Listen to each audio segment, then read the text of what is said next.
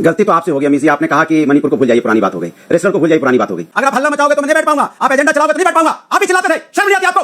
दिखाओ आपकी बाइट। सबसे ज्यादा आप ही चिल्लाते थे कि किसको टिकट दे दी आपने, किसको गायत्री प्रजापति और उनकी धर्मपत्नी है क्या? और आज बदल गया, उनकी पत्नी को मैंने टिकट दी, तो मैं बोलता हूं स्वाति मालिवाल का बोल है, तो आप यहां देश बोल रहे हैं आरोप आपने घर में टिकट दे दी। और एक सेकंड इनका ऑडियो डाउन करिए। मैंने बोला कि अमीश देवगन तुम्हें शर्म आनी चाहिए। मुझे नहीं पता कि पीछे कौन से पुरुष हैं जिनको ये आवाज से दिक्कत है, मुझे नहीं समझ में आ रहा कि इसमें पीछे से बैकग्राउंड में आवाज बंद कर दी गई है। नहीं मैं इसलिए बोल रहा हूं क्योंकि मेरे समय में एंकर चला रहे थे। मैं गलत बोल रही हूं क्या स्वाति मालिवाल सवाल पूछ रहा हूं? मैं नहीं जानती अनुराग जी को किसका समस्या है, अभी वो बोल रही है मैं हाथ जोड़कर विनती करती हूं। अनुराग जी ऐसे पुरुष हैं जो सिर्फ अपनी आवाज सुनना चाहते हैं। राम भाई लोगों, जय श्री राम। कैसे आप लोग? आपका स्वागत है हमारे चैनल पे। तो जी आज थोड़ा सा ना ये कैमरा वगैरह ठीक नहीं है, तो फोटो ऐसी आ रही है। आपके लिए एक छोटा सा वीडियो बना के लाया हूँ जिसमें हमारे अनुराग भदौरिया जी ने अमीश देवगन की ऐसी कर दी गोदी मीडिया की, जो कि आप जानते ही हैं गोदी मीडिया अमीश देवगन जो कि सबसे बड़े गोदी मीडिया इस समय बने हुए हैं। और उसके साथ सुब्राष्ट्रा जी पता नहीं क्या कहना चाहती हैं क्या नहीं कहना चाहती, समझ ही नहीं आता उनका। पता नहीं किसने उनको प्रवक्ता बना दिया है। ये जो मालीवाल जी का जो केस चला है केजरीवाल के खिलाफ हो रहा है, जिसमें कुछ हुआ नहीं, सब कुछ गलत है, वो सब कुछ झूठ बोल रही है। सब कुछ नहीं तो मतलब बहुत हद तक झूठ बोल रही है। तो आज जो भदौरिया जी हैं उन्होंने काफी खींचतान करी है अमीश के साथ। आइए चलिए देखते हैं वीडियो को और फिर बात करते हैं। देखिए एक चीज आपको मान के चलनी पड़ेगी, जैसे संजय सिंह ने साफ साफ कहा है कि उनके परिवार का मामला है और वो इसको अपने आप से निपट लेंगे, देख लेंगे, उनके आपस में जो भी ये बात है उनका अपना परिवार का है। अब सवाल ये उठता है कि यही भारतीय जनता पार्टी के प्रवक्ता जो प्रेस कॉन्फ्रेंस कर रहे थे, मेरा उनसे सीधा सा सवाल है, वो रोज एक फोटो लेके आपके कार्यक्रम में आते थे ना और ऐसे करके फोटो दिखाते थे। किसकी फोटो थी याद है आपको? गायत्री प्रजापति की फोटो रोज दिखाते थे। कितना आरोप लगाते थे उनके ऊपर में महिला अत्याचार का। आज उन्हीं की पत्नी को जब हमने टिकट दी थी, विधायक बनी थी, तब भी चिल्लाते थे, फोटो फिर भी दिखाते थे। आज उन्हीं की पत्नी को लेके वोट मांग रही ना भारतीय जनता पार्टी अमेठी के अंदर में। क्यों भाई? अब वो सदाचारी हो गए तुरंत, क्योंकि मैंने सत्ता में वोट पाना है तो अब वो सदाचारी हो गए। आज आप ये फंस गया। गायत्री प्रजापति का बीजेपी में आया, ये खबर अगर आपके पास पहुंची है तो मेरे साथ शेयर करिए। I will expose Bharatiya Janata party अगर गायत्री प्रजापति ने बीजेपी ज्वाइन करी है। अरे मेरे पास क्या, वो तो वोट मांग ही रही है। कई बार आप वीडियो है, कौन वोट मांग रही है? वोट मांग रही है उनके लिए। कौन वोट मांग रही है? गायत्री प्रजापति महिला है क्या? वोट मांग रही है बीजेपी के लिए। कौन? अरे उनकी पत्नी मांग रही है ना। आप एक सेकंड, गायत्री प्रजापति का क्या लेना देना इसके अंदर? आप कह रहे कौन? तो आपको क्या और आप लोग की बात करते हैं? आपको लगता है कि गायत्री प्रजापति ने अगर गलती नहीं है, सुनना पड़ेगा जी ये बात को। मैं इस बात पे बात करना चाहता हूँ। नहीं आपने बोला, मैं सुब्राष्ट्रा का रुख करता हूँ। एक सेकंड, आपने बोला गायत्री प्रजापति, फिर आपने बोला गायत्री प्रजापति की पत्नी, और आप लोकतंत्र की बात करते हैं, आप इस देश में आजादी की बात करते हैं। आपको लगता है कि पति ने अगर कोई कुकर्म करा है, पति ने अगर गलती करी है तो उसकी सजा उसकी धर्मपत्नी को मिलनी चाहिए। बात नहीं होने दोगे। अगर बाप ने गलती करी है तो बेटे को उसकी सजा मिलनी चाहिए। ये सोच सकते हैं अभी मजा आएगा ना भिड़ो। अगर आप हल्ला मचाओगे तो मैं नहीं बैठ पाऊंगा, आप एजेंडा चलाओगे तो नहीं बैठ पाऊंगा।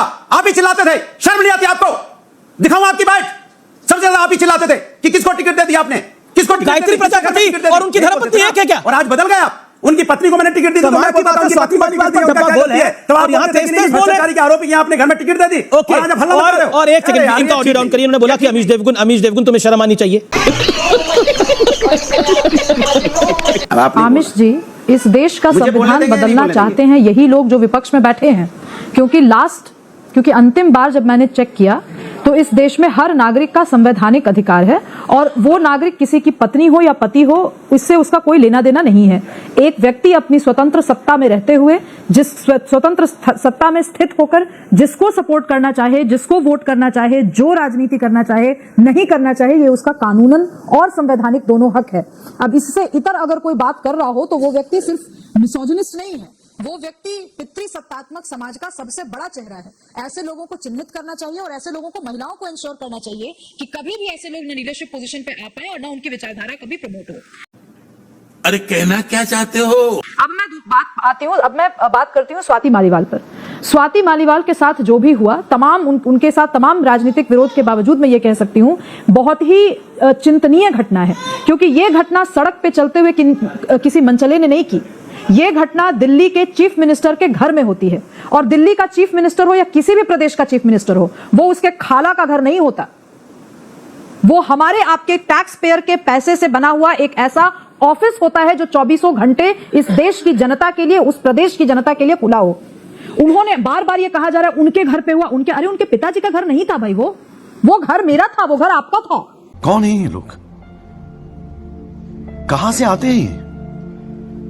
हम अपनी दिल्ली में नहीं सुरक्षित हैं, दिल्ली में महिलाएं सुरक्षित नहीं हैं। और इससे बड़ा प्रमाण क्या होगा कि जो स्त्री डीसीडब्ल्यू की चीफ रह चुकी है, वो स्त्री जो इतना मुखर रह चुकी है कि अपने घर के अंदर होने वाली सामने आकर के जिसने बात की, मुझे नहीं पता कि पीछे कौन से पुरुष हैं जिनको मेरी आवाज से दिक्कत है।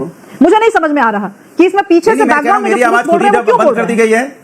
नहीं मेरी इसलिए बोल रहा हूँ क्योंकि मेरे समय में एंकर महोदय चिल्ला रहे थे। मैं गलत बोल रही हूँ क्या? मैं गलत क्या? स्वाति मालीवाल सवाल पूछ रहा हूँ। मैं नहीं जानती अनुराग जी को उसके साथ समस्या है। अमित जी मैं मुझे के साथ डिबेट में अभी वो बोल रही मैं हाथ जोड़कर विनती करती हूँ, अनुराग जी एक ऐसे पुरुष हैं जो सिर्फ अपनी आवाज सुनना चाहते हैं और कम से कम महिलाओं के मुद्दे पर इनके साथ मुझे डिबेट में मत बिठाया कीजिए। ये इस लायक नहीं है कि इनके साथ किसी मुद्दे पर बात की जा सके, महिलाओं के मुद्दे पर तो विशेष रूप से। स्वाति मालीवाल पर एक शब्द इनके मुंह से नहीं निकला। अखिलेश यादव होते कौन है कहने वाले कि ये उनके घर का मसला या ये छोटी सी बात है? कौन होते हैं वो? क्या अखिलेश यादव के साथ ऐसा हुआ? क्या अखिलेश यादव की पत्नी के साथ ऐसा होता तो यही कहते? क्या अखिलेश यादव की पत्नी भी एक सांसद है ना? वो किसी चीफ मिनिस्टर के घर जाती, उनके साथ अगर मार पिटाई होती तो क्या अखिलेश यादव यही कहते? छोटी सी बात है जी, हमारे घर की बात है, हम डील कर लेंगे। इन नेताओं की इतनी हिम्मत कैसे होती है कि वो एक पीड़ित महिला के ऊपर बोलने दे तकलीफ हुआ है बेचारे को। बोल देखिए मेरे आपसे निवेदन है, देखिए आपसे सुनो, आपसे निवेदन है कि आप बार बार ये जो मैं जब बोलना शुरू करता हूं आप चिल्लाना शुरू कर देते हैं तो आपके एक्सपोज हो जाते हो कि आप बीजेपी को सपोर्ट कर रहे हो। मैं बोलता हूं तो मुझे बोलने दीजिए, जैसे और लोग प्रवक्ता बोलते हैं वो चुपचाप आप सुनते हो तो मेरी भी सुनिए ना। मैंने बोला कि जब हमने उनकी पत्नी को टिकट दी थी तो हमने यही बोला था ना कि उनकी पत्नी की क्या गलती है, तभी तो आप ही तो चिल्लाते थे ना। आप लोग भारतीय जनता पार्टी के लोग चिल्लाते थे क्यों दे देंगे। आज आप पलट गए, आप जब हमारी बात मानने लगे। वही मैं आपसे कह रहा था, महिला सम्मान की बात तो हम करते हैं ना कि हमने टिकट दी थी। इसी तरह से हमने बोला, आज हमारी साथी जो बोल रहे थे, मैंने जब यहाँ पे बीएचयू की बेटी के साथ अन्याय हुआ तो हम चिल्ला रहे थे, तब कहां भारतीय जनता पार्टी थी? क्या हाथरस की बेटी के साथ जो अन्याय हुआ, जब पहलवान महिलाओं को किस तरह से बुरी तरह से घसीटा गया, तब कहां थे सब लोग? जी आवाज निकले तो देश के लिए मेडल जीत के आई थी। जब रमन्ना के लिए वोट मांगा गया, रमन्ना का वोट मिलेगा तो मजबूत होगी भारतीय जनता पार्टी। स्वाति मालीवाल के साथ अन्याय हुआ कि नहीं हुआ? तब नहीं मैंने बोलने, स्वाति मालीवाल के साथ अन्याय हुआ कि नहीं हुआ? बोलूंगा मुझे बोलने दीजिए। फिर भी तो टोक पड़े। दिक्कत है कि आप बोलने नहीं देना चाहते, दिक्कत है कि आपको दर्द होने लगता है मैं बीजेपी की बुराई कैसे कर रहा हूँ। यहाँ पे मणिपुर में बेटियों के साथ अन्याय हुआ, अरे आप बोलने क्यों नहीं देते भाई? गजब बेइज्जती है। जैसे मणिपुर में बेटियों के साथ अन्याय हुआ तब कहां भारतीय जनता पार्टी चली गई थी? मैं फिर बोल रहा हूं, जो घटना जब आम आदमी पार्टी कह रही है कि मेरी परिवार की बात है, आम आदमी पार्टी कह रही है कि हम अपने कार्रवाई करें, तो अपने आप वो तो मजबूत लेडी है, खुद ही आके बताएंगे अभी उनके साथ क्या हुआ, वो खुद ही बोलेंगी, खुद ही शिकायत करेंगी। अनुराग भदौरिया, क्या आपको लगता है कि आपसे गलती से मिस्टेक हो गया जो इसको छोटा मामला समझ लिया? गलती तो आपसे हो गई अमीर जी। आपने कहा कि मणिपुर को भूल जाइए, पुरानी बात हो गई। रेस्टोरेंट को भूल जाइए, पुरानी बात हो गई। आप ये कह के क्या भुला देना चाहते हैं घटना को? मैंने बोला आज का विषय जो है उस पे बात मत कीजिए, तो पुरानी हो गई। नहीं क्या भागे मत अमीर जी, मैं भागने नहीं दूंगा। आपने कितनी बड़ी बात बोल दी कि मणिपुर की घटना होगी, पुरानी बात हो गई। कभी आपने उस सैनिक से पूछा है जिसकी पत्नी के साथ अन्याय हुआ था? आप इतना आसानी से बोल के निकल गए कि मैंने 50 बार पूछा, मुझे लगता नहीं आप खत्म, bye bye, tata, good bye, गया।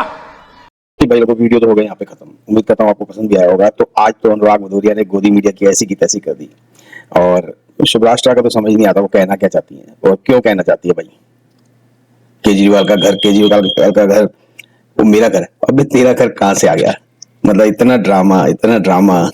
शुभराष्ट्र जिसको कल तक कोई जानता नहीं था, आज उसको प्रवक्ता बना दिया गया बीजेपी का। तो जी ये होती है बीजेपी की वॉशिंग मशीन, और ये हमारे अमीश देवगन जी जो है वो बीजेपी के गोदी मीडिया है। और अनुराग बेचारा चिल्ला के मर जाएगा, उसको कोई सुनेगा नहीं। उम्मीद करता हूँ वीडियो आपको पसंद आया होगा। प्लीज चैनल को सब्सक्राइब करें, वीडियो को लाइक करें, शेयर करें। मैं आपको मिलूंगा अगले वीडियो में। तब तक के लिए जय श्री राम, हर हर महादेव, जय हिंद।